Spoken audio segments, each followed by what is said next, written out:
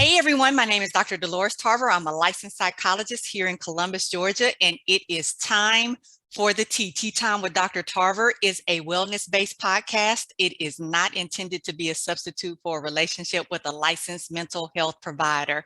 So welcome everyone to this third week in June. As you know, June, we are celebrating our Black men, and we have been discussing all kinds of things related to Black men and mental health, the law. We're going to be talking about barbershops today. We got into mental health counseling last week, and we're going to end the series talking about mental health of our Black male pastors. So without further ado, it is my sincere pleasure to introduce Reverend Steven Garrett, who is a resident of Montgomery, Alabama, a powerhouse speaker, passionate entrepreneur, and pastor. Having served the city of Tuskegee for over 15 years as the owner of the Resurrection Cuts Barbershop, he has a heart for supporting tomorrow's leaders through personal and professional development and building strong character that changes communities. Using the Pulpit View podcast, he speaks internationally on mental health, conflict resolution, and tools for a blessed, intentional work-life balance. Pastor Garrett is also the senior pastor of the Bethlehem Missionary Baptist Church in Phoenix City, Alabama, where he has served for the past 8 years. Happily married to his wife, Christina, who is beautiful, and I just got a chance to meet, for 15 years. They are the homeschooling parents of 5 awesome children. And if you caught us chit-chatting right before we started, he was talking about making sure that one of those kiddos was good to go with his speech. So he is doing all things parenting out here in raising these kids in a healthy environment streets. So I know that you all are excited about this conversation. I'm excited about this conversation as we get into barbershops, safe and healing spaces for Black men. So Pastor Garrett, welcome to Tea Time with Dr. Tarver. Thank you so much for having me. It's a pleasure to be on here and just give a little insight on the area that I've been doing now for a little bit over 20 years. Awesome. I am so happy to have you.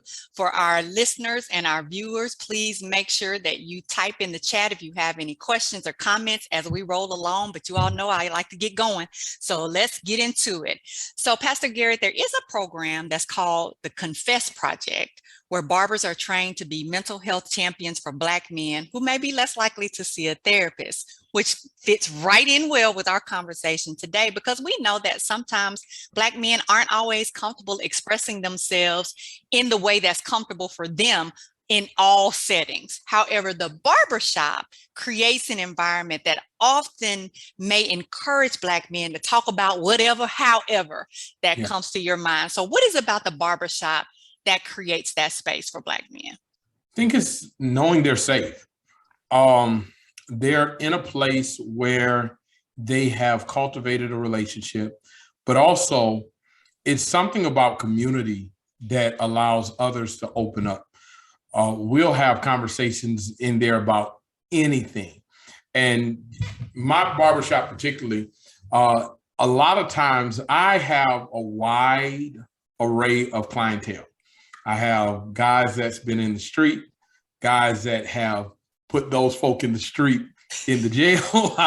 I have doctors, I have lawyers, I have a large array. And many times I find them, especially when they're new clientele, when they find out I'm a preacher, they're like, oh man, my bad.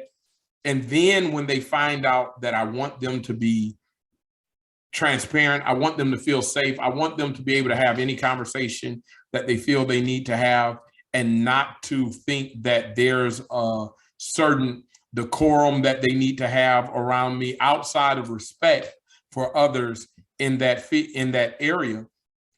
They almost let loose. I could tell you some stories that it's almost a little bit like your profession. What is said in there has to stay in there. And so, but the truth of the matter is, I think it's because they feel like there's a sense of community and that they're not the only ones that are dealing with what they're talking about. Mm-hmm. Mm-hmm. I love how you said what happens in this space stays in this space. So it's not like you're like my field, you are. And that is because one of the things that's really important for people is to be able to know they're not going to hear their business all out in the Yeah, streets. yeah. Right. So when people are coming and being vulnerable, particularly when it may be difficult for them to be vulnerable in the first place, the last thing they want to have to deal with is now I got to come back over here and be closed mouth because y'all gonna be out here gossiping about me. Yeah, So I yeah. appreciate that there is a spoken and unspoken culture of, hey, this is your space to say whatever. It's gonna stay here among the brethren. I love that a lot. Yeah. And the truth of the matter is, we've had cases in my barbershop where that had to be addressed. Some years ago, a young man came in. He was friends with a young girl that none of us knew or privy to what was going on outside. But he heard a joke that was said by another customer that I didn't know. The other customer was talking to the girl. Now he goes back, tells the young lady, and basically makes it seem way worse than what it was. It was nothing profane, it was nothing obscene, but he made it seem way worse. And so the conversation was brought into the shop, what had happened. And so I, as the barber and the owner, I kind of addressed it. I said, man, listen, if you're going to come in here, there are certain things that cannot leave this space. And even if you have, and I'll call them out. I was like, even if you got a crush on this girl and you're trying to holler at her, this is not a weapon that you can use. This is not weapon material you can use or ammo. This is an area where what is said, you got to be willing to keep that stuff private. And who can call out men like other men? I mean, I think that's the importance too of being in that space, is being able to recognize that I need to hold you accountable to a code that we have in here, which you mentioned respect. That's one part of that. But also this code of people need to be able to come in here and be safe. And what we know about secondhand information from a third-hand source is never going to be as accurate as when you hear directly a person say it. So you're adding your flavor and your spin, probably because you might have been, like you said, have some other motives that were driving you. But that can create a significant dynamic for people in here. And like you said, you have people who are in the streets, as you say, as well as people who are protectors of the streets. And so we got to be able to have some safety in this group where what happens here stays here for everyone. This has to be that neutral, safe space. Yeah. I think that kind of is a good segue into, I know that you as a barber serve, as you mentioned, like, hey, I'm the owner and I'm the barber. So I had addressed some things directly myself. I know you serve in a variety of roles. Whenever you're the entrepreneur and you own the business, you create a role as owner of the business and dictate how this business is going to run.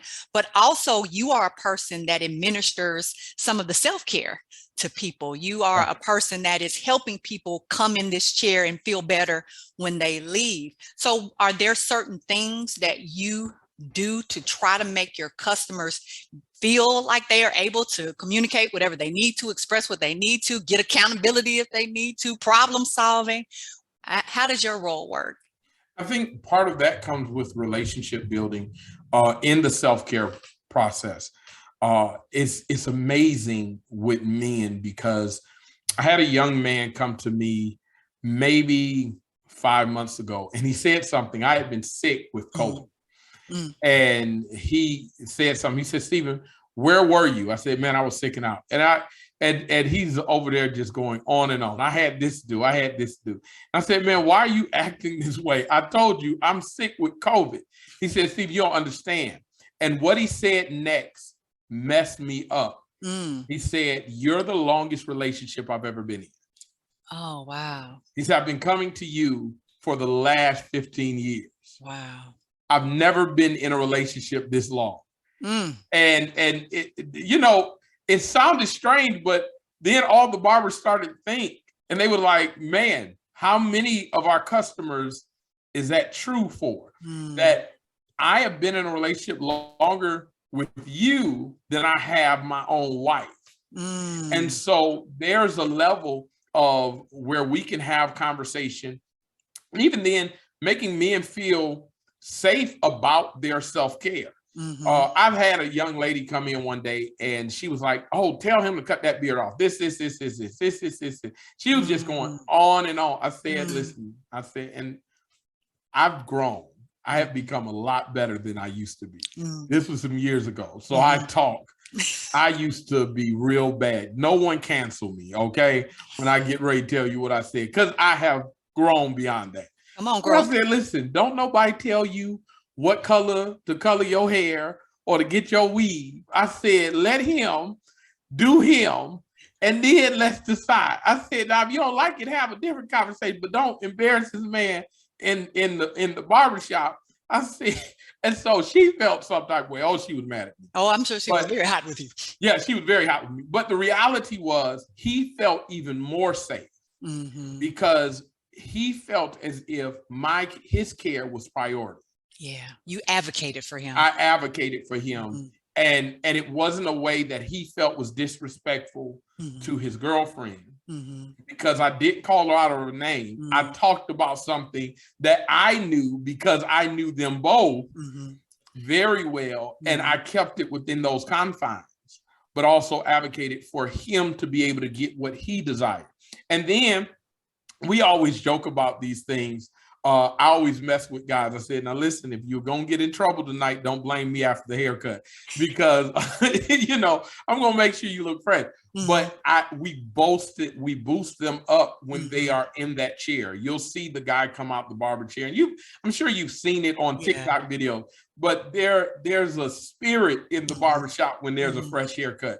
Folk will stop and be like, man, you felt good today, didn't you? Oh man, listen, you're about, and so it makes them feel a part of confidence. They walk out that shop differently, not just because that haircut is good, because they got a great haircut last week. I'm always going to give a consistent haircut, but it's something when you've been boosted up about your haircut. And I think women feel the exact same way. Oh, you know, when your hair is laid, you're like, come on. Yeah, you better be careful today because I'm But the walk is different. Everything is different. You know, I like to match my hair to my outfits too. So it really, I'm telling you, I think it does something to your spirit though. And we often don't talk about Black men and their hair in the same way that we talk about Black women in our hair, or your beards, or your goatees, or even the bald heads. Like, we don't really talk in the same way. Everybody knows about women and our bundles and our wigs and our weave and our braids and our natural hair and our twists and our blowouts and all of that, but we don't necessarily recognize what that does for men. So let's talk about Black men and their hair, and their heads and their face. And why is that important? What does that do to a man to be able to have himself groomed in a way that, like you said, you walk a little different, stand a little different, you look a little different when you come out of that chair? So I think it's. I'll tell you a story and then I'll get into it. So I like a good story. Years ago, there was this young man gets into my barber chair and he does not know what he wants. Okay. He tells me what he wants. He specifically says a particular haircut. He says, I want a bald fade. He said, I want it low. I don't want the top low, but I want a bald fade. I want my beard blown out. So that's what I did. I'm talking about, I got done with the haircut. I loved it. He did not want a bald fade. He wanted a taper. Okay. He felt some type of way after that haircut. He did not like that haircut. Everyone told him he did not like the haircut. Here's what happened. He gets up, all the barbers like, man, that's a fire haircut. You could still tell he didn't like the haircut, but he had made the mistake. I had went through the process of asking what type of haircut. Clarifying, right. Yeah. He goes outside. His girlfriend sees the haircut. She's like, I don't care wherever you are only going to him for a haircut. That's the best you've ever looked. There's another level of confidence when a guy is developed in a way and he progresses from that haircut to see the rewards of it. Yeah. And so I think we just had a men's conference, prayer breakfast, father and son prayer breakfast. And one of the things that I said, I said, women cannot determine what a real man looks like. I said, but they can validate it. And so the haircut, all these guys said, man, this is a phenomenal haircut. That's bomb. That's this. It wasn't until his girl friend saw that haircut and said, listen, I don't care where you are. This is the only person who cut your hair. He's done a better job than anybody else who's cut your hair. That he walked with confidence. And here's the amazing thing. From then on out, he's gotten a bald fade with a beard. And so because he looked at it and that level of self-esteem was built at that time. And the truth of the matter is, we live in a society that is very social, even though we try to act as if we're not, right? Yeah. We're looking for the compliments. We love some affirmation now. We love affirmation. It is what it is. Right. The other week here, I had I used to have this Coke machine in my barbershop. Young lady comes in with a sundress on. It's a field barbershop. This right for the pandemic, not the other week, but right for the pandemic. She comes into the barbershop. It's a packed barbershop that day. She comes in, goes straight to the Coke machine. She was a beautiful looking young lady, college girl. She comes in, walks back and forth a couple of times, and I bust out laughing after she walks out. And everyone said, "Why was she laughing?" I said, "She wanted to see if her dress looked good." I said, "She wanted looking for some compliments." She wanted to make sure she looked good. Y'all are my audience. I said, after y'all two guys went and ran up after her, I said she got all the confirmation she needed. I said wherever she was going, I said she just got. You were the mirror. I said that's what it was. And so the reality was, I think the reality is we give a level of self-esteem to a guy in their darkest moments, in their highlights. There's a saying that I have to give credit to my mother that I say to my clients is that you see us to get you where you're going.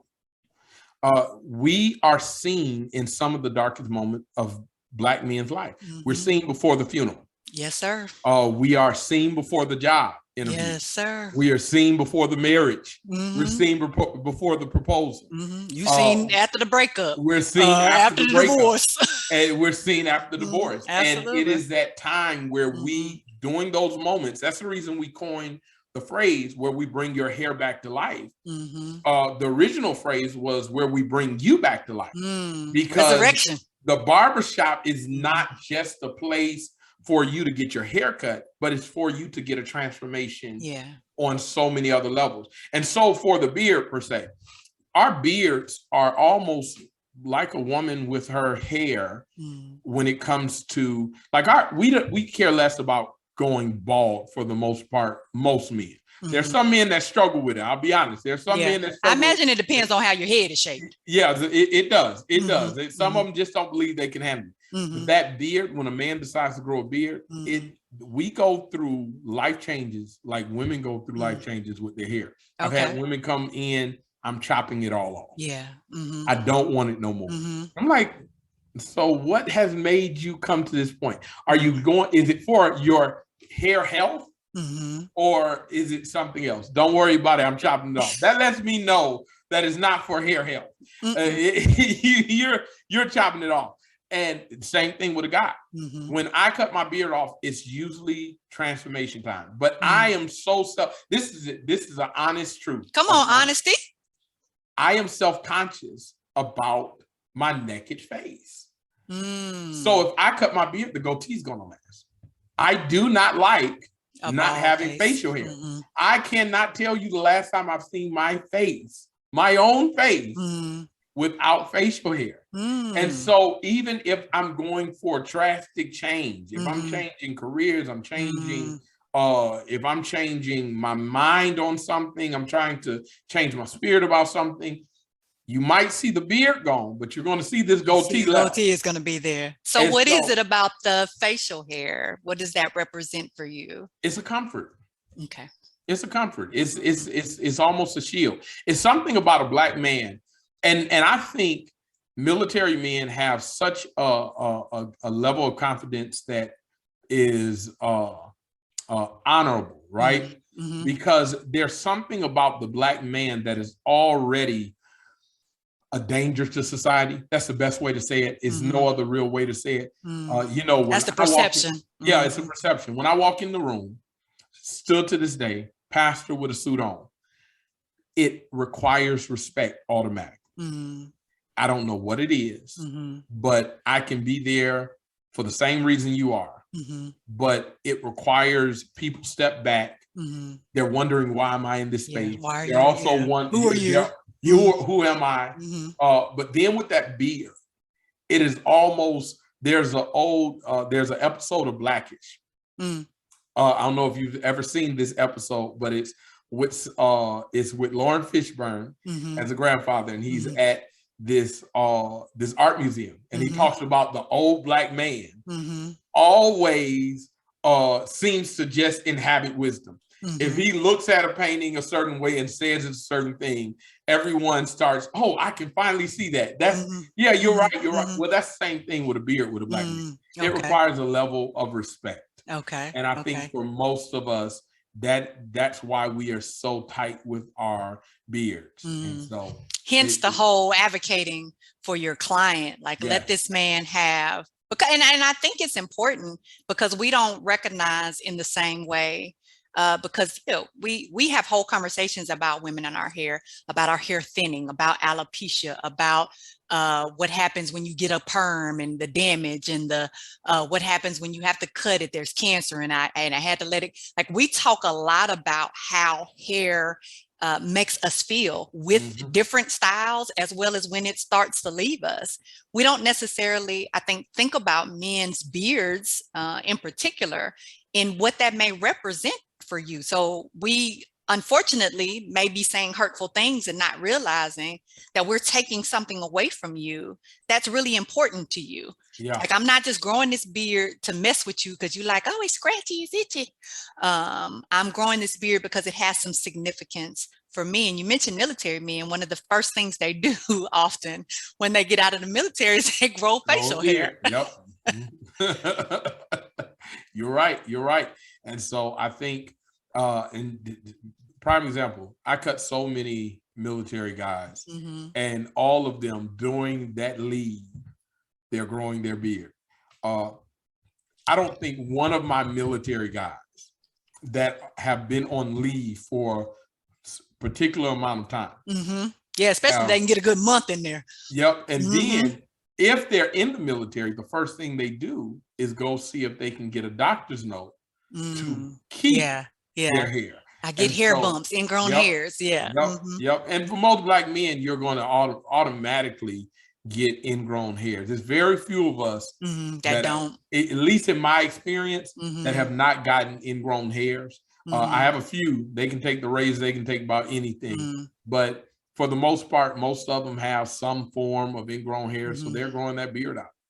Which is also an important thing, right? We talked about the health of a Black woman's hair. Like, oh, you're coming in for the health of your hair. You're coming in for transformation. You're at a different phase in your life. You want to have a different look, or, you're letting go of dead things. The same thing I think could be said for men's health. Like, hey, when you grow a beard, that allows your skin to be healthier because you're not getting these ingrown hairs, and you get to learn how to take care of your beard in a healthy way. Because I know that's a process. I know it's not just you grow hair on your face. I know, just like we as women have to moisturize and find the right things and balance for our texture and types of hair, you all have to figure that out for your facial hair as well. And it's in some ways that's even more difficult than my female clients, because it's just like oil with anybody's face. You kind of try to stay away from excess oil on your face, but as your beard, you have to oil it because it's just like the top of your hair. And I tell my guys, I'm saying, especially those that are in long relationships with their female friends, and I'm like, listen, find out what they're using. If you want to get good hair products, find out what your girl is using and start there. And then find out what works best for your hair. Because usually, I said, women products are usually better than our products. They throw our products together. They give us heavy oils. I said, that's the worst thing to put on your face is a pore clogging oil or wave grease. I said, this is the Not the worst wave. thing. Man, I try to keep my guys away from wave grease as much as I can. And then I said, all you're doing is suffocating your scalp. But this goes to the self-care of Black men. Like, Yeah. who is going to educate a man about these types of things? Like, you know, sometimes there aren't these conversations in households as you're growing up to learn about how to take care of yourself. Women, we are often, of course, given permission to take care of ourselves. We have a lot of resources to take care of ourselves. There's YouTube tutorials. There's all of these Black hair care products. There's all these women who have created things specialized for us. They've even taught us how to tell what type of texture of hair, how our hair coils. So we're able to learn that. But I know that that's not necessarily, I know the information is out there, but it's not necessarily communicated in the same way to Black men about here's how you take care of you.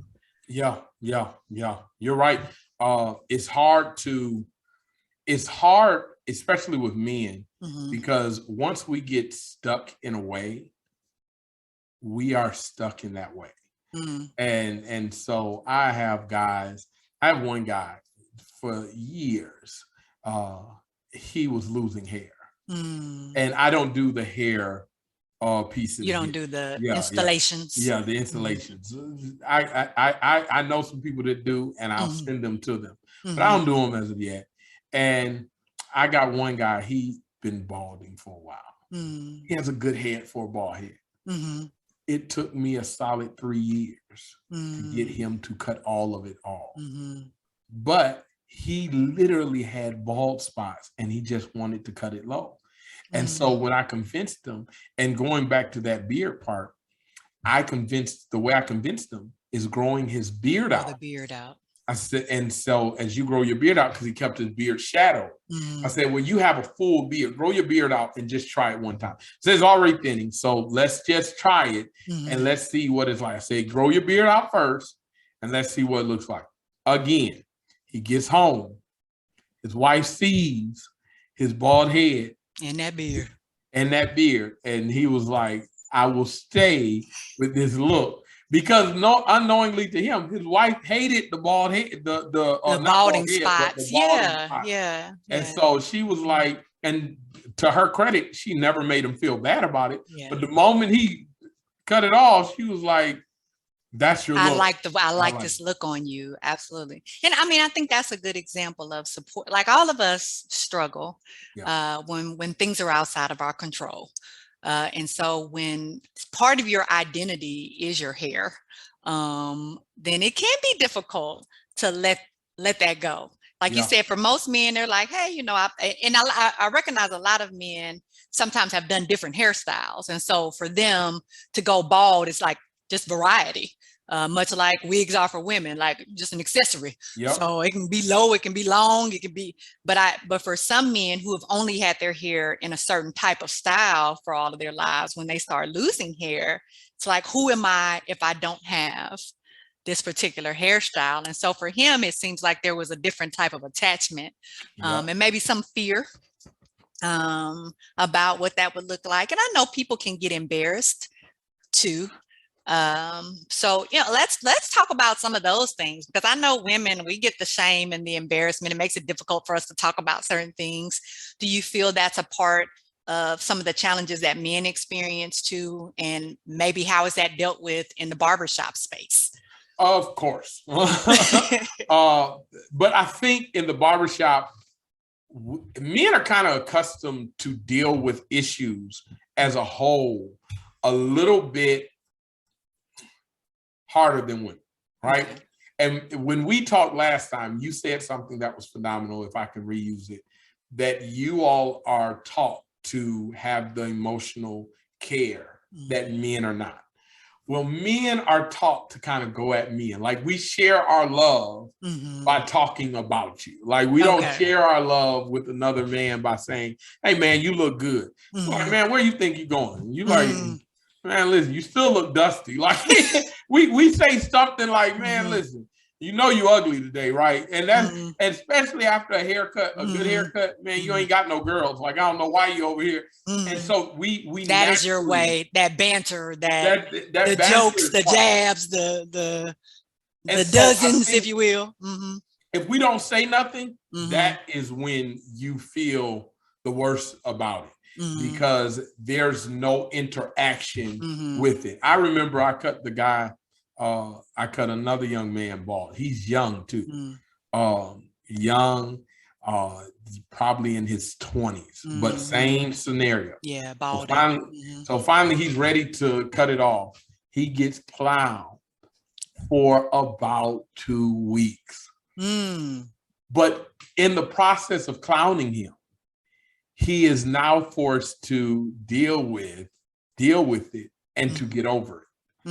And so trial by fire. Yeah, trial by fire. And the truth of the matter is, it was not in the barbershop he got clowned. It was after he left the barbershop.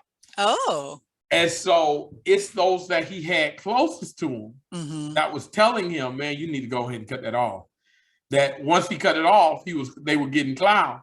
And so he came back to the barbershop, and I was like, man, listen. I was like, at the end of the day, I was like, which one do you feel more comfortable with? I said, do you feel more comfortable with the beard? And again, going to that beard. That beard is beard is saving lives out here. It's saving lives. I'm like, listen, I said, grow your beard out. He was like, man, listen, he said, I'm too young to have a beard. He was like, I'm gonna look like an old man. I said, grow your beard out. I said, I promise you, growing your beard out is gonna offset this bald head. He has that straighter beard hair. His isn't kinky at all. And so I'm telling you, once he grew it out, his guys start messing with him like, oh, so you gonna grow a beard on? And most of the guys, because they're in his age group, can't grow a beard like him. Beards, so it gave him a level of attack back. And so he would say things about their patches and their beards. And once they tried to say something about his bald head. And so it gave him, again, that's that empowerment, that self-esteem boost. But it also helped them face the fact, because men are trial by fire for the most part. Y'all be savage out here. I've heard y'all talk to each other. I'm like, oh. We do. And I mean, it's true. We do. I tell people all the time. I had a young lady come into my barbershop. She was sitting down. We were talking about relationships, right? And I'm very respectful when it comes to, not just because I'm a preacher, but my father was one of the first people who started unisex salons. He was the first in Michigan. There was nobody else who had started unisex salons in Michigan at his time. And so I grew up around women and men in the barbershop. So I would see both. And he was a beautician and a barber, cut celebrities and all, right? And so I would grow up around there. So I'm always sensitive to the most part about who's in my barbershop. But we're in this conversation and we're talking about things that, you just don't do as a woman to a man in the barbershop. And so she felt some type of way. One of my barbers came back to me, said she can't come back. She sends her boys up here, but she doesn't come in. I'm like, why? I was like, I just asked. He was like, because she felt uncomfortable. I said, why did she feel uncomfortable? And the conversation was this. The young lady had come into the shop and she was going off on her not boyfriend. She was going off on her husband because of the way he had her boys cut. And I continued to say, when the young lady approached me about it, and she was just privy of the conversation. We're talking about relationship. I said, my wife has no say about how my boys get their haircut. I said, because first of all, as a Black man, I know what I expect of my boys. And I also want them to have a certain level of respect when they go out into society. I said, there are certain things they just won't have. I was like, and that's just what it is. I said, so as a father, I said, now that's me. I said, there's other fathers that come in here and they get their kids the bootsy fades. They get their kids are growing locks. I said, my sons do not have locks. I said, one reason is, I said, you got to go through the ugly phase. I said, everyone who with locks knows about the ugly phase.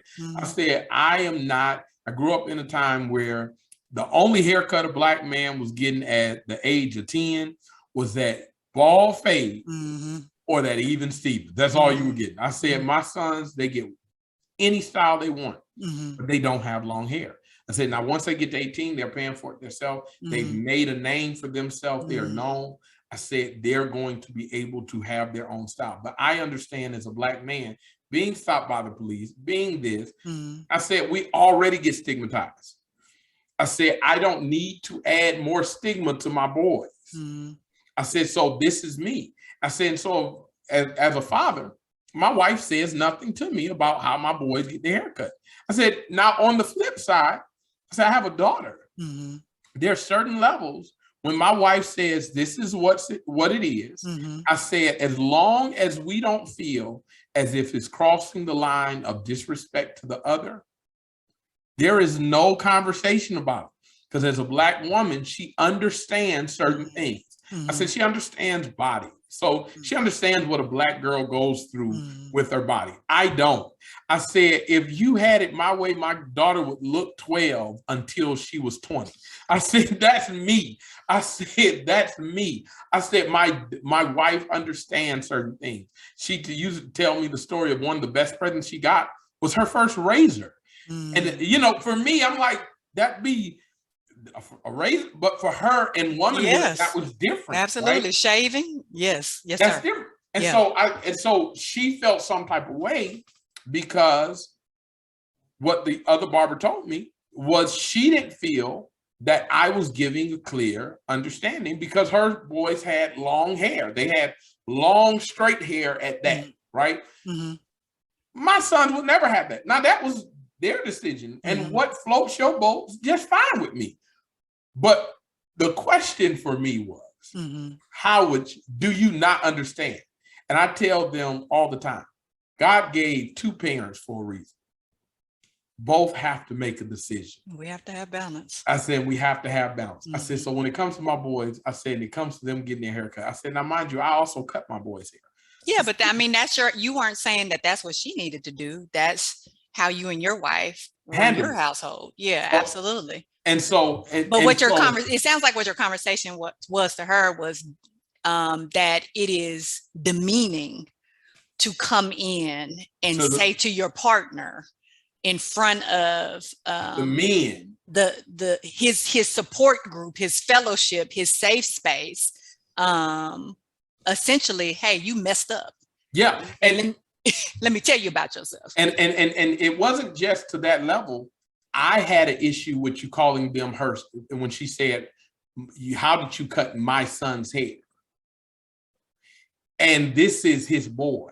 This isn't a question of if he's the pappy, right? This is his boy. But it becomes my son when it's his hair. Yeah. And when I'm upset with you about something. And when you're upset about something. And so I told him, I said, there's a level of ownership, and this was a whole conversation, right? There's a level of ownership on that child that is unfair to that father, because this haircut's going to be paid by the father. His schooling is paid by the father. This is a good man, works hard. He was working at the plant and I got a bunch of guys, so no one will know who I'm talking about. But he was working at a plant in another city, driving home, leave the house early, get to work, come home at night. He coming home to the same woman every night, making sure his boys see him as an active father.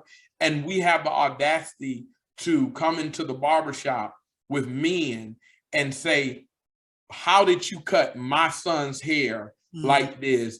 And go off on them. And there's a certain level of pride as a father. Yeah. I mean, as a human being, you wouldn't want anybody to come into a salon.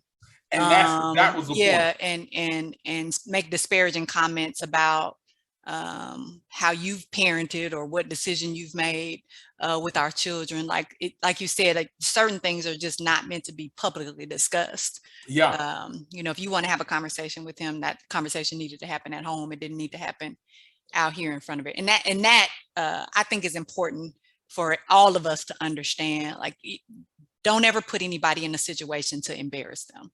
Yeah. That you love and care about, calling them out in public arenas and go into their spaces, that's hurtful. And then It now is. I got to deal with the remnants of that. And then you go on about your merry way, because you've said what you wanted to say and you feel fine, but now I've got to deal with all of that comes from that. So yeah, you talk about embarrassment, like that would have been incredibly embarrassing to have someone come in. And that's kind of where I stand with the barbershop, right? Mm-hmm. That this is not just a safe space, but it has to be a protected space. Yeah. And so when we're dealing with hair, especially for men, you're seeing men in their most vulnerable state. I used to be of the notion, I'm not this way anymore. When I first started my barbershop, that it was going to be a barbershop for men and men solely. And one of the reasons were because I understood that being in the salon, a lot of times, and again, I grew up in this, right? I would hear how men talk about women conversation. Then I'd be in the beauty salon hearing how women talked about men. And I said, there has to be a place where there's a freedom to be transparent. I said, and where we hold you accountable, not where you're having everyone else jump on you to hold you accountable, but it's allowed to be one way for someone else. Yeah. And so I grew beyond that, because what I also wanted was there to be an equal balance of understanding. So one of the best times we have in our barbershop is when it's men and women in there, and we're having an open dialogue, and women are seeing a different side of men that they don't understand. We had 2 college girls in right before graduation at Tuskegee, and a couple of guys in there. And so they were asking me a question. They were my customers. One of them were asking me a question, and some of the guys were sitting in there, and I said, here's an open dialogue for this. I said, the whole conversation came up, can a man be a female's friend? And so they were like, well, this. I believe we can. I said, I'm going to be honest with you. I used to have that same belief. Saying my best friend, I said, I married her. I said, so I said, I can't. I said, I'm not a good person for that argument. I said, so let's ask these other guys. And so we talked, and I said, this is the only way I think a young man, I said, will stay with a young lady as a friend. I said, to be completely platonic. They grew up together like family. I said, and that's just what they've always known. They don't see each other. They've never had a chance of seeing each other. I said, and I might get some backlash from some of the folk watching this. Oh, goodness. Be careful, Pastor. Be careful. It's just completely unattractive. I knew you were going to say that. I said, the option is not there. Pastor Garrett's views do not reflect the views of Dr. Tarver. But here it is. My view was not the only view. I had a packed shop at that day, right? Packed shop. We had about 5 guys in there outside of my barbers. I'm telling you, every single one of them said the exact same thing. Yeah. They said it's even worse if you're an attractive female. You're an attractive female. These are these guys. This was not me saying this one. They said, there's no way that I'm gonna want to just be your friend. Yeah. Unless they're married. Get into boundary. Friends with your spouse. There is something that some boundary that it just makes them off limits. That I'm not going to cross that. And so me and my wife, my wife has male friends, but I'm cool with her male friend. She's cool with my female friend. But here it is. They're both married. All of our friends are married, and we are cool with one another. It's so you have those boundaries in place that stop anything from. And so that conversation, that sounds like a good conversation. But those are conversations we have, and that's the enjoyment that I have in this, that we get to bridge 2 separate worlds that probably would never cross. Well, not in sometimes a respectful space. Like we know on social media, like things can get real ugly as men and women are having dialogue. Because on social media, you would have got eaten up for that unless Yeah. they're unattractive comment. They would have taken you Oh, out. they would have torn me down. Yeah, it would have been over. But when you have an environment that's a respectful environment, it's a safe space. Hey, we're going to honor each other in here, and this is just us being able to have a healthy dialogue. We won't always see things the same way, and I think that's part of what makes it safe too. We don't have to all see it the same way, but we can have a fruitful conversation about it. And I'm sure the ladies left with some insight, and the fellas left, with some insights as well that, like you said, may not have happened otherwise. Yeah. All right, I want to switch gears because I do recognize that in addition to creating this safe space for men, this affirming, empowering space for men, this accountability space for men, and toughen you up a little bit as we play in the dozens with you. But the barbershop also represents, you're a Black male entrepreneur. So the barbershop also represents, I think, culturally and historically, you mentioned your father, some roots that I think we oftentimes don't really think about, but other Black men get to see you own a business. They get to see this presence that you talked about and how you carry yourself. And you employ other barbers. And, it sounds like you have a component of your barbershop too, where there's women in here as well. So talk a little bit about the role of the barbershop in economic empowerment, in sharing information, disseminating information. I know during political season, oftentimes people are having discussions in barbershops, posting things in barbershops. Talk about the barbershop and what it does for the community in those ways. Well, the barbershop is very similar to the church. We are the center source of a lot of information. Same thing with beauty salons for the Black community. When you are wanting to know what's going on in the area, you're going to go to the barbershop. One of the things that I miss from post-COVID is I'm more of appointments now.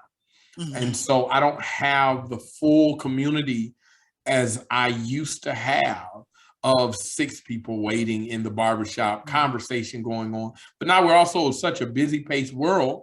Most of my clients want to go through appointments. And so that is the area that I miss, but we're still able to develop that, just not as broad as we used to, right? We're developing it with having multiple barbers in the shop and that conversation going on. But for us as a barbershop, and that's the reason I say it's much like the church, you have all these opinions.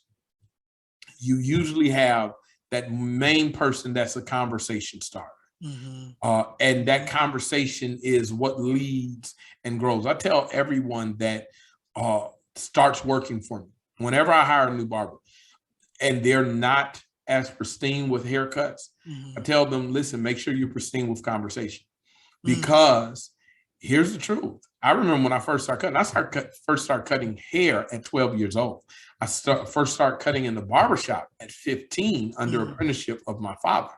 I was horrible at nobody's 15. good when they first start. Listen, I was horrible at 15. Messing up lines. Now listen, I'm telling you, and horrible. Now, and I know some young men that came in naturally gifted. My little brother was one of them. He came in gifted, but man, all the talent people see today was I'll tell you where the talent came from.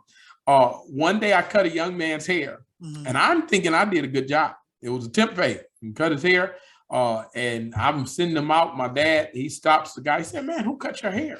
And my dad was not as couth as I am.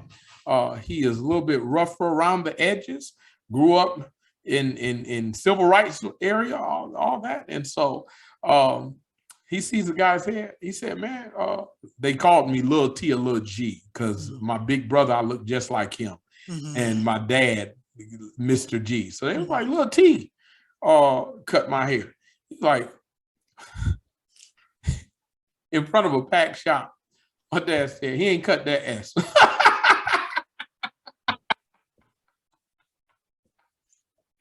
He said, tell my son to get back in here and to make that look good.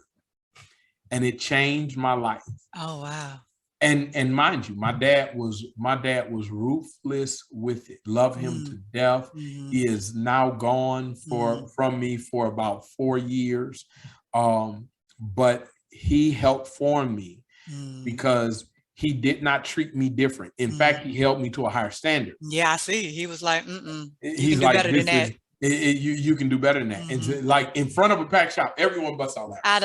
I'd have fell to pieces. Oh, listen. And so, you know, and here's the deal. As a boy, I can't fall a piece in a packed barbershop. No, not with all these men in here. Yeah, okay, well. Men, you know, and that was the time that they used some words that we cannot say on social media now. Please and thank you. Yeah, you get what I'm saying? And, and so I went in and I worked. It took me a whole hour to get that haircut, but it was a great haircut. And after he said that's what it's supposed to look like. And I had to build from that, right? And so opening my first shop, I started my first shop at 18. I opened my second shop here in Tuskegee, Alabama. But what it does in empowering the community is growing up from those ranks. I kind of grew up in that era that there still wasn't TVs in the shop. Like my dad had TVs in some of his shops, but in other shops, there were no TVs, and I worked in multiple shops. The conversation was all that was all the entertainment that you needed to do. And so good conversation. We would have the newspaper. We would read what was going on in the news, and we would have political conversation. We would decide in the barbershop who folk were voting for. Prime example, during the whole Trump era, right? I found out things and would never vote for him. That's just, I'm putting that out there before anyone hears me and cancels me for that. But during the whole Trump era, I did not know that some of the greatest financial achievement for Black colleges came under him. Until I had someone that worked for Tuskegee University within that field found out. Now, I also know that it was because there were some senators that pushed it, and it wasn't because of him. It wasn't him. It wasn't him, but it happened during his tenure. During him. And so these political conversations help to broaden people's mind, but also help to see why other folk, because you had people that were YouTube scholars, but you also had people that were well-versed on what was going on and that could help answer questions in there. So I think that dialogue helps. Then seeing that business owner aspect, I think is phenomenal. It's phenomenal to my community, but just being honest, I hold at a higher prize how phenomenal it is to my children. My children have a heart for entrepreneurship. My wife developed entrepreneurship, even though it came from her father. My wife was looking for a 9-to-5 when we first got married, and she developed as an entrepreneur because for the past, now we've been married going on 16 years, but 13 years of our marriage, she was a stay-at-home mom. She has had her business for several years, but financially, she was a stay-at-home mom for about 10 to 13 of those years, right? And to see that I was able to provide for a family of so many people, that was empowering to other young men. I remember one of the greatest compliments I ever had was one of my barbers who's no longer with me. He went on to do better things. He came to me and he said, Steven, his grandfather came into the barbershop. Grandfather came into the barbershop. I had no clue of their relationship, didn't know anything about it. Grandfather came into the barbershop and asked, how's my grandson doing? He says he's messing up, this.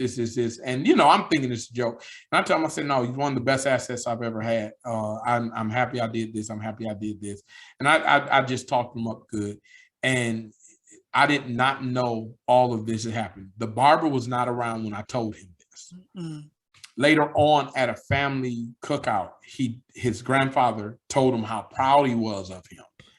And it was during some times in his life that he had kind of went away from the regular family structure, and to hear that he was making his own money, able to provide for his family through this business, but then hearing from his own grandfather, and I had no clue, I had nothing to do with it.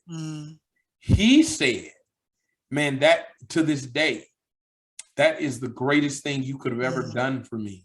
He was like, and because of that, I always have your back, because you made my grandfather proud of me. And so that ability to empower others, like I am pleased that the community loving me and showing me love, but to have a young college student come in and not be able to take care of themselves without asking mommy and daddy for something, and then to come tell me, man, listen, my rent is paid for the year because I've been good steward over my money. We talk, and see, in our barbershop, we talk about things that other barbershops, I'm not saying no barbershop talks about it. We talk about things a lot of barbershops may not talk about. I am always watching investing documentaries or investing YouTube shows. I'm always learning new ways of handling my money. And then when I learn it, I share it.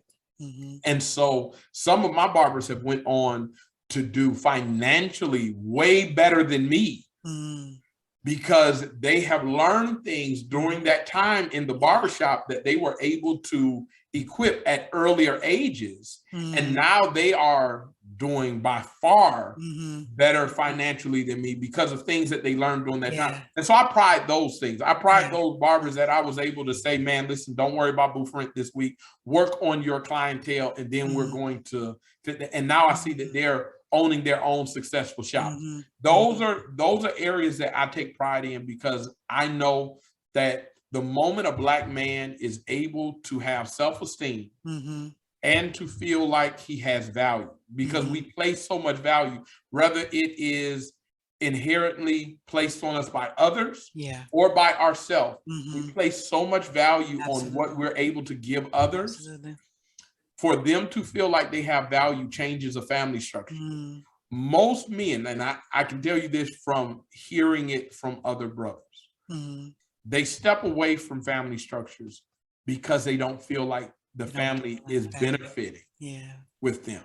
And so for this guy to feel like he is needed, there's a conversation I heard the other day, and I'll let you ask whatever else, but there's a conversation I heard the other day that I think was powerful.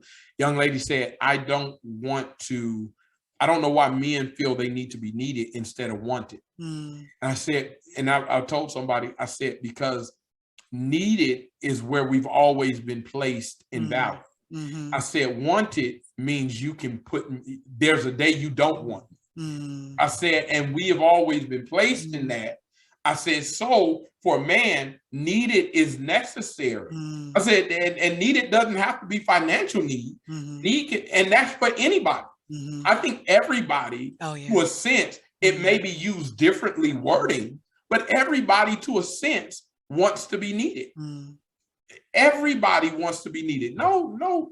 I mean, at the end of the day, I've seen women that could not cook at all learn how to cook because their men go over to their mom's house. Mama knows how to cook.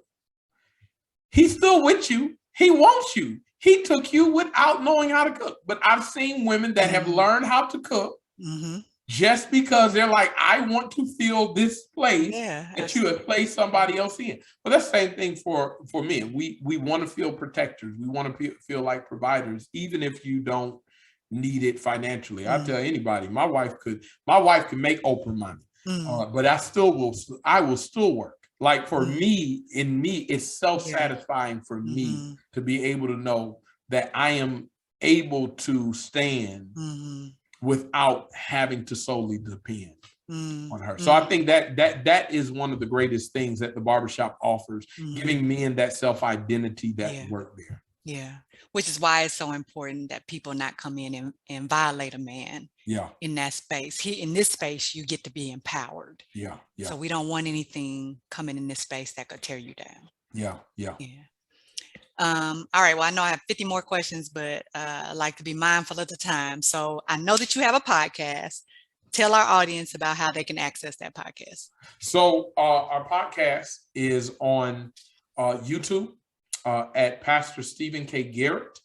I am so grateful. We actually launched our first episode yesterday. You can find it on YouTube. You can also find it on Facebook at Steven Garrett.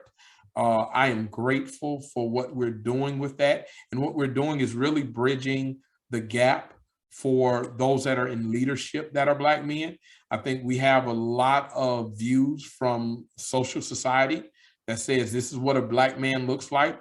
And I want to change the narrative of what Black leaders look like. And so give them a chance to tell their story. And then also allow the narrative to be approached from their perspective. We're always told what we are. I want them to say what they are. So I've gathered some of my brothers that are pastors, business leaders, that hold the position of not only authority, but hold the position of responsibility to come on and tell their story. And so it's a way to document the sages of our time and to the up and coming leaders that are coming up. All right. So give them to it one more time. The name is Pulpit View. My name is Steven K. Garrett. That's where you're going to find it. Pastor Steven K. Garrett on YouTube, Steven Garrett on Facebook. You'll see this face on all of them. You'll find us every Monday. And I am grateful of what we're accomplishing right now. We just launched the first episode yesterday, and I kind of told Dr. Tarver the headache we had in that, but we're grateful that everything came into fruition and that we're up and going. I want to thank you, Pastor Garrett, for coming on Tea Time, but also for the work that you're doing in the community, for creating platforms where Black men can be empowered, can share their wisdom and knowledge with other Black men, can continue to be affirmed and needed and valued, and continue to be of value. Those platforms are very important, and you're right. There are so many people that attempt to tell a Black man who a Black man is. We all know that the story is always better if it comes from the person that it's about. So I thank you for giving those opportunities for people who might not otherwise have a voice in the same way. So we appreciate you. I want to let everyone know that we have one last episode of Tea Time with Dr. Tarver in this June series, which will be next Tuesday, the 28th, 7:30 p.m. Eastern Time, Men at the Cross, Pastors in Mental Health with Reverend J.H. Flakes III. And that's actually how Pastor Garrett and I got connected, was through Reverend Flakes. So I think it's full circle that he ended up being the person that's going to close out this series as we talk about Black men in their mental health and wellness. So thank you all for joining Tea Time with Dr. Tarver. And as always, be well, everyone. Amen. Amen. Can I say one more thing before we? You most certainly can. Thank you so much for what you do. It is phenomenal. I was telling Dr. Tarver before we came live how awesome she was when she came on my show. But it is amazing that we have people that are highlighting these issues. And I just wanted to say thank you for having me and allowing me to share in that story. Absolutely. It's been my pleasure, and you were the right person at the right time. So we talked about that being kindred spirits. Sometimes you just find folks that you connect to that are doing this good work out here, and we know this work is needed. So I thank you again for being on Tea Time with Dr. Tarver, and of course, I'll see you again. So everybody take care, be well. Have a good evening, Pastor. You too. Thank you. Thanks. Bye-bye.